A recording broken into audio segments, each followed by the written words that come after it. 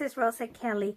So I wanted to share with you the process of how I make my junk journals. I was requested to do a little tutorial on how I put together my previous journals. I did this one, and then I think you remember I did this one as well.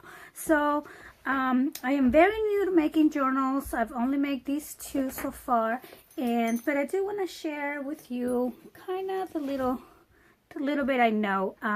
Now, to make my journals, I use cereal boxes for the cover. I do like how flexible this is compared to the chipboard. So I do like that. So I went ahead and cut my cereal box. Now my cereal box has the spine here. I think they're all standard, but I will measure it for you. It's about 2 1/4 inches. And then I went ahead and cut these at 8 3/4 by 5 3/4. So basically I folded it like this, and I cut it at 8 3/4, and then I measure from here to here 5 3/4 and cut it here, and then from this other score mark 5 3/4. So that's how I cut these up. So this is gonna be the binding. I did also cut my design paper at 8 1/2 by 11, which is the same size as a regular sheet of paper. And so I'm using some vintage paper. I'm making a vintage junk journal for a swap. And then I have some coffee dye paper here, and I did share with you the process of me making that, and I will link down below how I did this coffee dye paper. So I have the regular sheet of paper that measures 8 1/2 by 11. Then I have some paper doilies and some coffee dye paper bags. These were white paper bags, and I coffee dyed them. So what I'm gonna do first is start making my signatures, and then we're gonna put them all together. So to make my signature, I'm gonna start by layering my paper.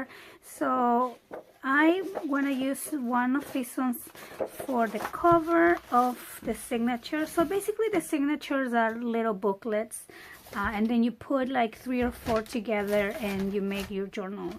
So that's basically what that is. So then I'm gonna have some coffee dye paper. Then I would probably add a paper doily here, and then maybe another coffee dye paper. So I try not to make my journals, I think I've learned not to make them super chunky, because when you start adding embellishments, that's when your journal is going to start expanding. So as long as you have a good 10 layers of paper, I think you should be good. Maybe not even that, maybe like 5 or I don't know, 6 or 7. It depends. Also, this paper, the coffee dye, has a lot of volume. As you can see, it really expands when you coffee dye the paper. So it also, yeah, it depends on how much you want here. So I did the cardstock, coffee dye, then I did that. Then we could probably add, I don't know, maybe one of these paper bags. Now the paper bag, I do cut it just because I wanted to be able to use it, you know, as an opening on both sides. So now when we put it here on the center, it becomes a pocket on this side and a pocket on this other side too. So I will put that there. And then I'll probably do another one of these papers here. I really like the one here with this little bird. So I'll put that there. Now, of course, you can layer it with whatever you want to see on your journal. And I like to do the basic layering first and then doing the embellishment after. So I think I have, let me see, 2, 4, 5, and that. So maybe I will probably add another one here. So then the next thing you're gonna do is fold this in half. Now don't go and fold everything in half. I like to fold one at a time so they're a little bit more even. So I'm gonna do one, and then I'll do this one. So yeah, so I'll do one at a time, and then I'll start kind of stacking them like that. So this one's a very thick cardstock paper, so it's a little bit harder to fold. But so I really love this coffee dye paper. It's really cool, really cute looking. I'm gonna show you. Yeah, so actually I don't want that one there. Just because when you flip the pages, I want to be able to see the bird. I don't want to like cover it. Maybe I'll put these here. Yeah. So it just, yeah, you just play around with it, see what you like, and that's how you make a signature. Now it's called, I guess, a junk journal. I'm not an expert on any means, but I think it started by just you know, people would just like fold paper and, you know, a bunch of whatever you have, make it into a journal, and eventually it became something a little bit fancier than that. And like me, for example, I like matching the same collection. I like my journals coordinating, not so junky. And so yeah, so then now we have the one signature, and then we go ahead and do I think I'm gonna do 3 signatures in this journal, so I'm gonna do 2 more just like this. Okay, so now I have my 3 signatures ready, and I think this is the order that I want them. So now the next thing I'm gonna do is I'm gonna grab my piece of box, my cereal box here, and I do like using fabric for my binding. Even though this is already binded, I like to reinforce it with fabric, and it gives it a really pretty look, especially if it's, you know, vintage. So I'm gonna cut a piece here and put it on the center of my spine, and I'm first going to do the inside of the cover. So okay, so I'm just gonna cut that out, and so I'm using some fabric tack glue, if I can open it. And so I'm just gonna add a gentle amount all over my spine here. Okay, and then some on the sides too.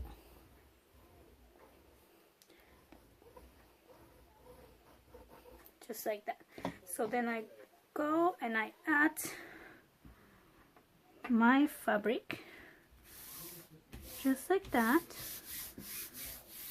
And then I'm just going to take away the remaining. So that side, and take away this side. And at this point, it doesn't really have to be pretty or super, you know, even, because we are going to cover that again. So I'll show you what I mean. So here we go. Okay, so that's what I do first. Okay, and then I'm going to add my signatures. I'm going to use these needles here that I have. I use the ones that you will buy for like yarn, and you want to use the medium one, not too big, not too small. And then I'm going to be using some twine to bind my signatures. Now you can use different threads. I just really like that twine, and I like the color too. So I'm just gonna put these together here, and so here we go. So now I have a piece like that.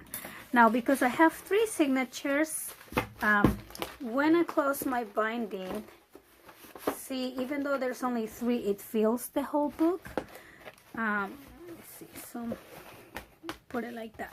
So what I do is I grab my little tool here that I you see me use all the time. This one's kind of beat up, and you could measure it. I am not really good. I mean, I just do most of my things like eyeball most of my things.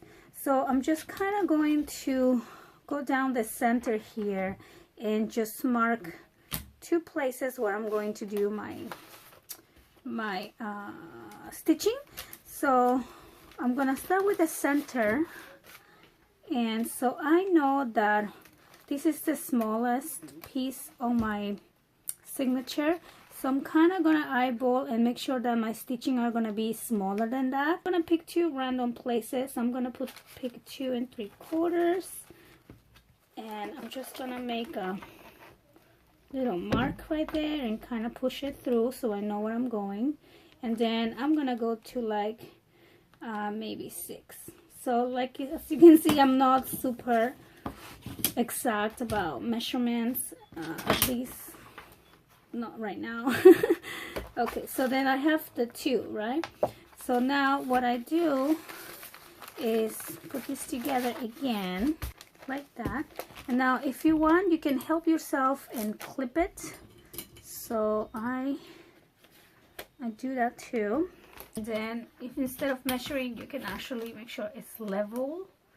And again, it doesn't have to be super exact, just as long as you are even up and down so your pages are not, you know, showing on the top and bottom. So then I start pushing these up, just one at a time. I start pushing through and make sure that, for example, my paper bag is going through, and you probably can't really see what I'm doing. But so instead of pushing the needle down, I'm kind of pushing the paper up a little bit and making sure I stayed right along the center fold. So maybe I should take this off so you guys can see.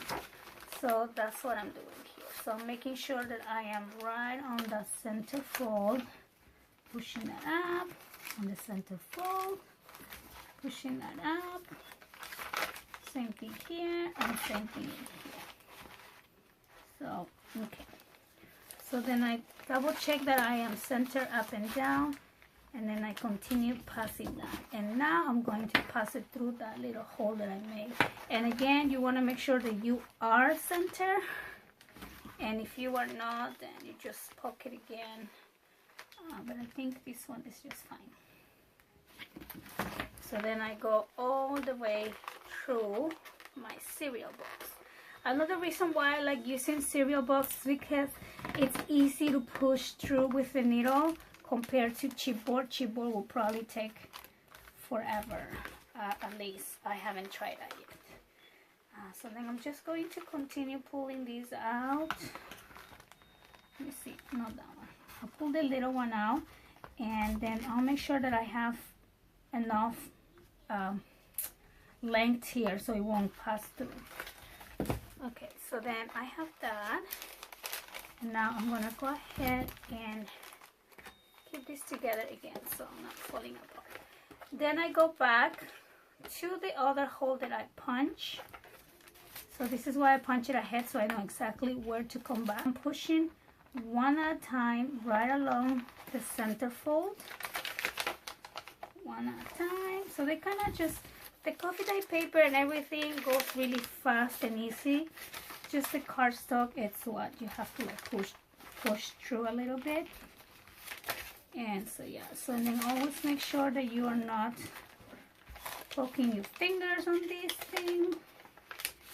And so yeah, sorry if I can't really show you what I'm doing here. So I'm just poking through one at a time, and then it's gonna come out this other side, and then I just pull it all the way out, and then grab it, take off my needle, and now before I tie it, I do want to make sure it's up and down center, and then I go ahead and I just make a knot. So one, and this is the part where if you have an extra finger, it really helps. Or, you know, sometimes I get my girls to help me hold it right in place, because you do want these to be super tight. So here we go. Okay, so then I have that, and then I like to leave it hanging, but not too much. So we have the first signature, and like I said, the important part is that it's not sticking outside of your box. So then we do the same to the next two. So I actually did the one on the side instead of doing the one on the center, like I said, but it's, you know, I guess it doesn't really matter. So what I'm gonna do is I want to make sure that the other one is really on the center, and I'm not gonna measure. Can't do that, but I do know that my center is here, right where my hand is. So I'm gonna go with the ruler, put it right there,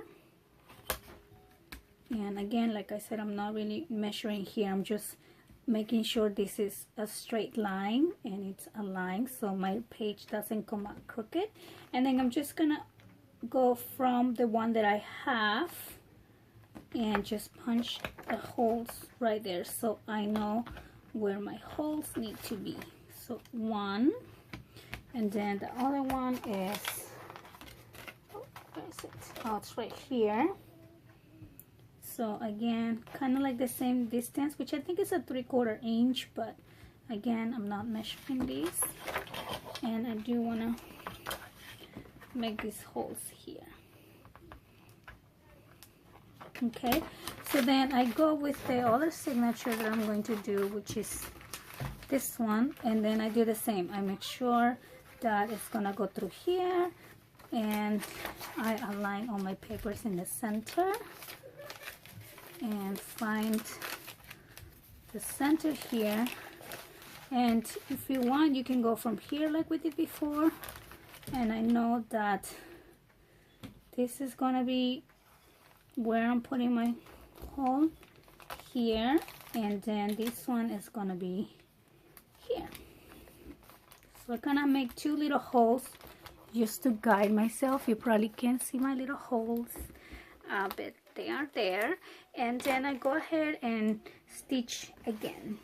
I'm done adding my signatures. As you can see here, I have the 3, and so now what I do is I cover the front, and so I cut two pieces of paper. This one measures 8 3/4 by 5 1/4, because I do want to show these, and since I'm gonna wrap it with my fabric, I want to make sure that this whole piece is showing, so that's why I cut it there.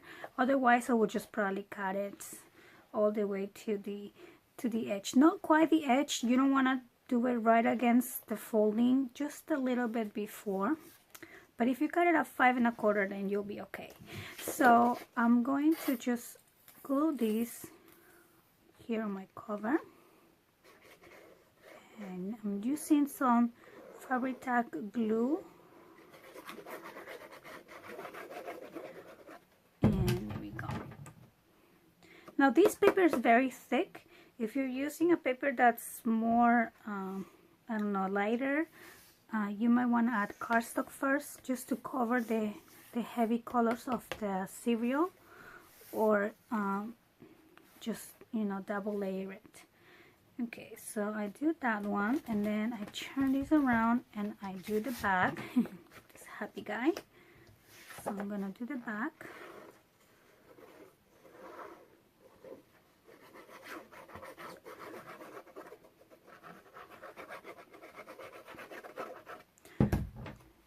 Place that one right here.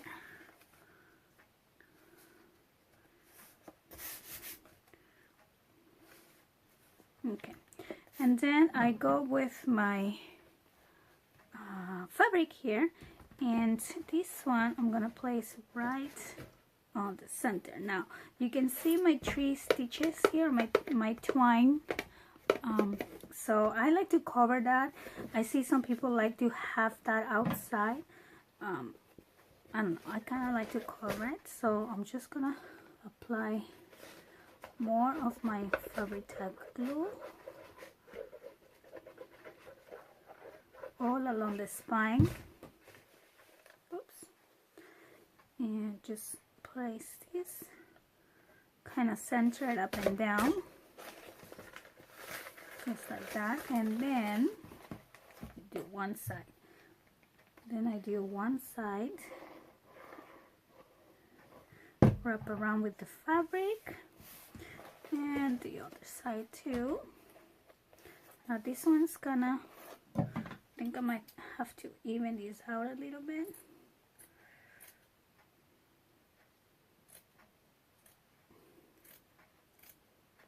Okay, so something like that. And again, I just add some more glue.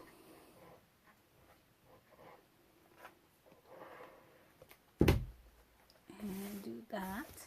And then I open this up, and then I make sure that this fits. I don't know if you can see. I just tuck it under here. So just like that. See that? How I tucked it under my signatures.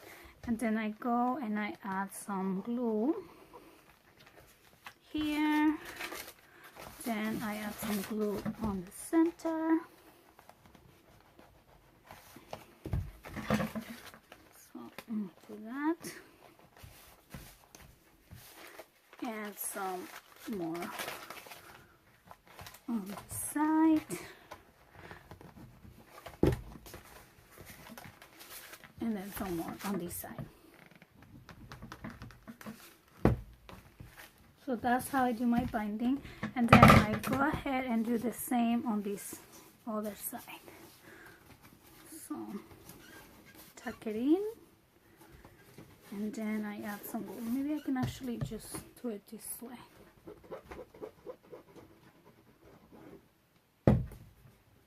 Here we go. See, I like how flexible that cereal box is. Okay, so then I make sure this is nice and flat. This is not quite. Okay, so now I have the spine with the fabric binding here. I make sure this is all nice and straight. And here we go. So then I go back and trim that out. So now I want to add these ones in the inside cover, like this and like this. But before I do that, I like to figure out what kind of closure I'm gonna have. So if I'm gonna have some seam binding, I will add that first here and then cover it. Same thing on this side. So I'm going to add this button for my closure here. So I'm just gonna make a little hole, and just where I want it. And then I'm just gonna put it in here and see if I can get it through. No, I think I need a bigger hole. So let me try the other side. And yeah, so you could use buttons, you can use lace. Just up to you. So I do love this vintage button. Vintage looking. I don't know if it's really vintage. And so then I'm just gonna go on the back and try to let's see, how can I secure it? I'm just gonna go with these and just gonna, let's see, oops, gonna make a knot here, and then I'm just gonna glue these. So maybe if I do something like this and I add some tape to both sides, it will be a little bit secure. And then I'm also gonna add some glue on top, so it will be extra secure. So something like that. And now this I can pull this out, add some glue here, and then I will put this one on top of that.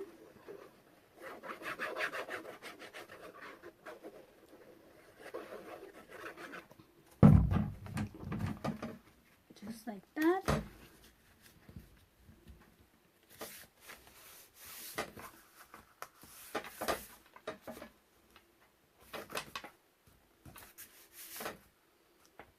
And then on the back, I'm going to add some of the seam binding. So I'm just gonna grab like a double piece like that, trim that out, and again I'm just gonna add some glue. And I also want to add some tape. Okay, and then I just cover that, and the rest is just embellishing your journal.